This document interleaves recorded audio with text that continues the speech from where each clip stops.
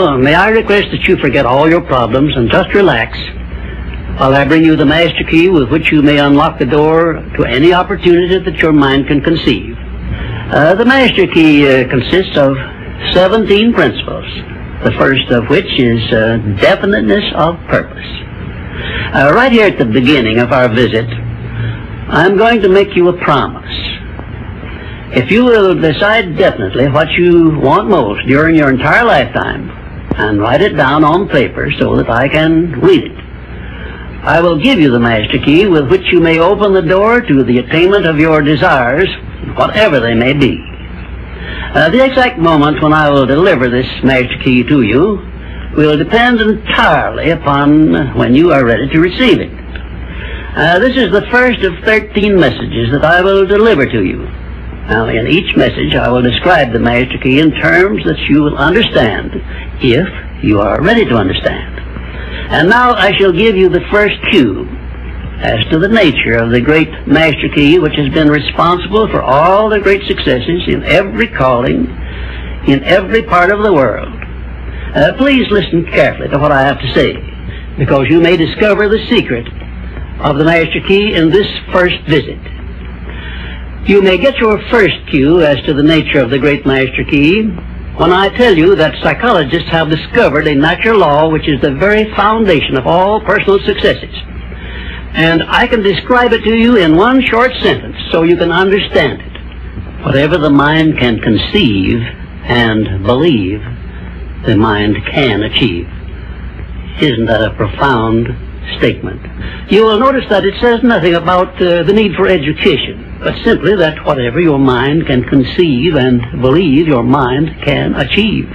Now, if you want evidence that the mind can achieve whatever the mind can conceive without the benefit of formal education, you only have to remember that Thomas A. Edison conceived the idea of becoming an inventor and lived to become the world's greatest scientist in the field of invention, with only 3 months of common school education. When I first heard Andrew Carnegie describe this natural law, which makes it possible for you and I and everyone else to write his own price tag in life and attain it, I became so enthused over it that I began to search for the power back of it, and my curiosity led me finally to the discovery of the master key, which I shall reveal to you if you are ready to receive it. My search led me to the study of the spiritual forces with which all of us are blessed. And it was in this field that I came upon a clue which has enabled me to help millions of people to find their earthly destinies. I want to describe my discovery in the simplest terms possible, because it will reveal to you why it is true that whatever the mind can conceive and believe, the mind can achieve, regardless of how many times you may have failed in the past or how lofty your aims and hopes may be. I caught my first fleeting glimpse of the profound law which provides the means by which we may choose our own purpose in life and attain it, while I was being coached by Andrew Carnegie during the organization of the Science of Success philosophy. I had just finished telling Mr. Carnegie that I feared he had chosen the wrong person to give the world the first practical philosophy of personal success because of my youth, my lack of education, and my lack of finances. Well, at this point, Mr. Carnegie delivered a lecture that I shall never forget, because it changed my entire life and paved the way for my helping to change the lives of millions of people, some of them not yet born. Let me call your attention to a great power which is under your control, said Mr. Carnegie, a power which is greater than poverty, greater than the lack of education, greater than all of your fears and superstitions combined. It is the power to take possession of your own mind and direct it to whatever ends you may desire. This profound power, Mr. Carnegie continued, is the gift of the Creator, and it must have been considered the greatest of all of His gifts to man, because it is the only thing over which man has the complete and unchallengeable right of control and direction. When you speak of your poverty and lack of education, Mr. Carnegie explained, you are simply directing your mind power to attract these undesirable circumstances, because it is true that whatever your mind feeds upon, your mind attracts to you. Now you see why it is important that you recognize that all success begins with definiteness of purpose, with a clear picture in your mind of precisely what you want from life.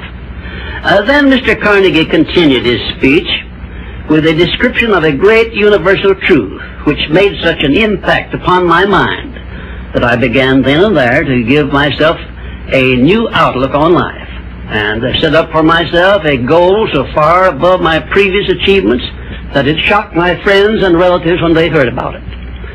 Everyone, said Mr. Carnegie, comes to the earth plane blessed with the privilege of controlling his mind power and directing it to whatever ends he may choose. But, he continued, everyone brings over with him at birth the equivalent of 2 sealed envelopes, one of which is clearly labeled, the riches you may enjoy if you take possession of your own mind and direct it to ends of your own choice. And the other is labeled, the penalties you must pay if you neglect to take possession of your mind and direct it. And now let me reveal to you, said Mr. Carnegie, the contents of those 2 sealed envelopes.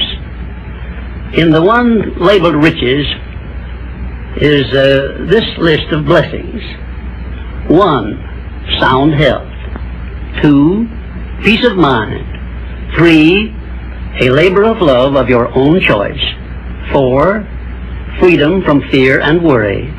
5, a positive mental attitude.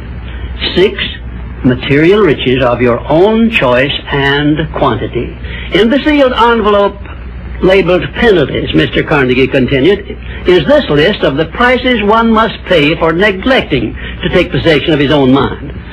1, ill health. 2, fear and worry. 3, indecision and doubt.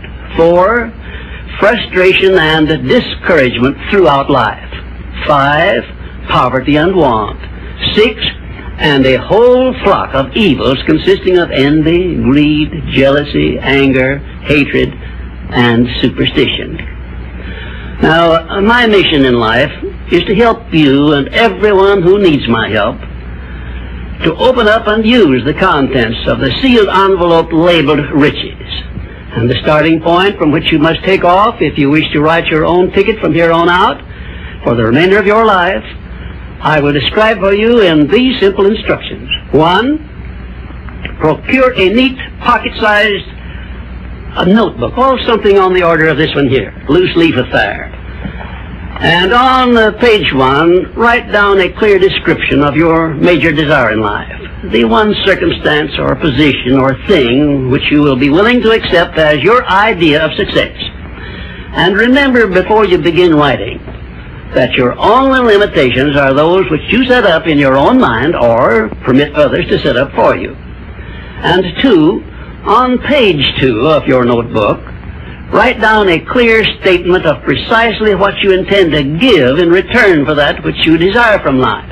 And then start in right where you stand now to begin giving. And 3, memorize both of your statements, what you desire and what you intend to give in return for it, and repeat them at least a dozen times daily. And always end your statements with this expression of gratitude for the blessings with which you were gifted at birth. I ask not, O divine providence, for more riches, but more wisdom with which to accept and use wisely the riches I received at birth in the form of the power to control and direct my mind to whatever ends I desire. If you are not too successful or self-satisfied to accept and express this profound prayer, if you accept it and express it in the same spirit of humble sincerity in which I pass it on to you, a new and a better world will reveal itself to you. A world in which you will see reflected the circumstances and the things which you yourself have created. And now let me close this, our first visit, with my favorite expression of gratitude. O divine providence, I ask not for more riches, but more wisdom with which to make wiser use of the riches you gave me at birth, consisting in the power to control and direct my own mind to whatever ends I desire.